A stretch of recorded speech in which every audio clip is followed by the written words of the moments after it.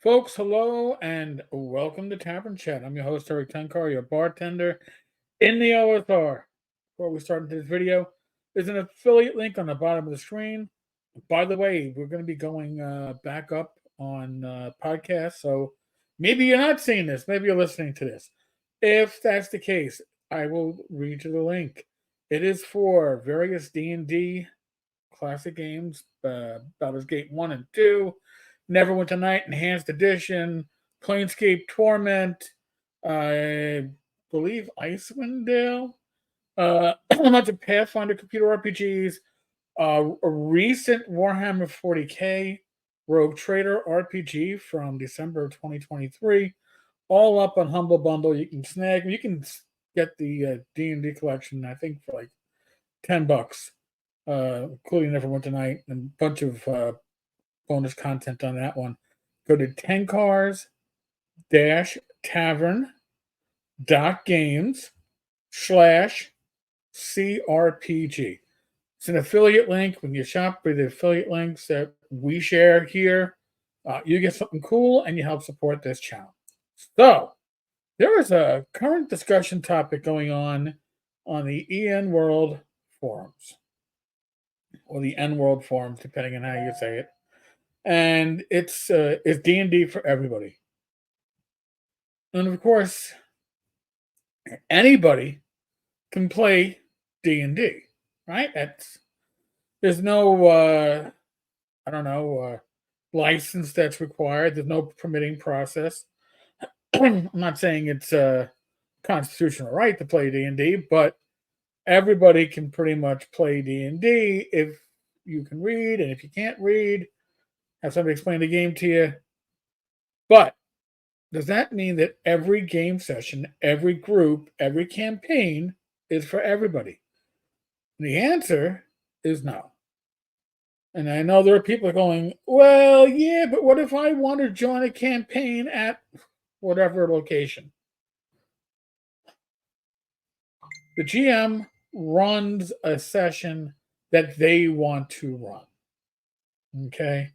So the first thing is, if it isn't fun for the GM or the DM, they're not going to do it for very long, right? Nobody comes back to repeat a process with all the work involved in GMing if they aren't having a good time doing it. That's just logic, right? I know logic sometimes doesn't necessarily fit in with that, but that's part of it. What if you are a player that wants to play in a high-powered campaign? The GM is running a low-powered campaign. He's not going to change it for you. What if the majority of the group, what if the rest of the group is happy with the way the game has been running, and a new player comes in and wants to change things up, wants to be catered to? Well, that game is not for them. Again, sure, they can play D&D. They got to find the right group. Now we're going to go to the other question that's going to crop up. Well, what if I can't find the right group? Then that group should accommodate me. What if I have no other local group? I hate to be the one that says it to you. Somebody's got to say it to you. Tough shit.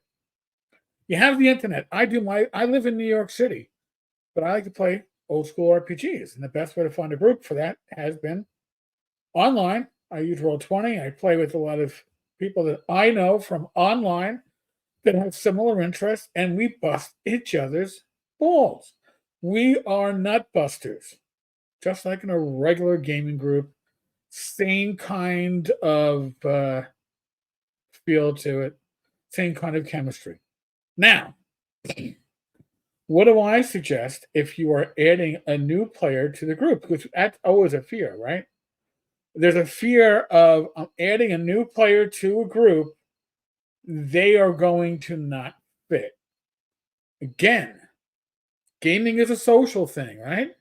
Gaming is socializing with friends or acquaintances, people with similar interests.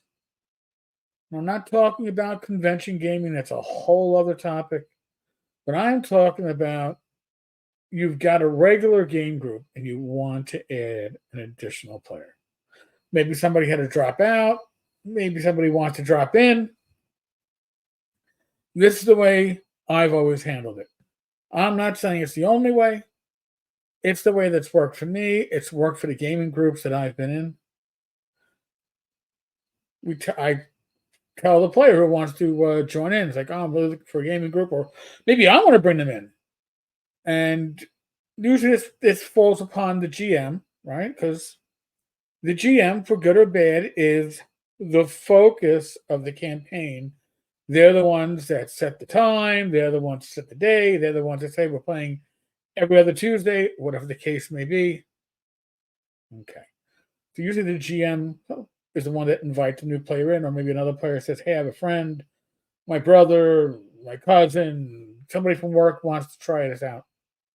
I've always done the following. Listen, just so you know, this is a trial basis. All right. We will bring you in for 2 sessions, and then the group will discuss whether or not you fit. And if you don't fit, it's nothing personal, but you're just not a good fit for the group. And I wish you luck in finding a different group. Now, as a GM, bringing people into the group, I've usually already done that mental vetting. If I don't think somebody's going to fit, I will tell them flat out, listen, the group is, we're kind of full right now, but we have an opening, I'll let you know. It's usually a polite way to let somebody down. But if we have an opening, if we have room in the group, you let them know. It's a trial basis. First thing is, it puts them on notice. Don't be a dick. All right. And if they are a dick, it means that in those first 2 sessions, it means they can't help but be a dick. They're weeding themselves out. I've done this and I've been lucky. Everybody I've brought in with that method, at the end of that second session, that person logs out, everybody else stays in. Back in the old days, that was on Google Hangouts. Now it'd be on Discord. And I'd be like, listen, everybody gets a voice. Let me know.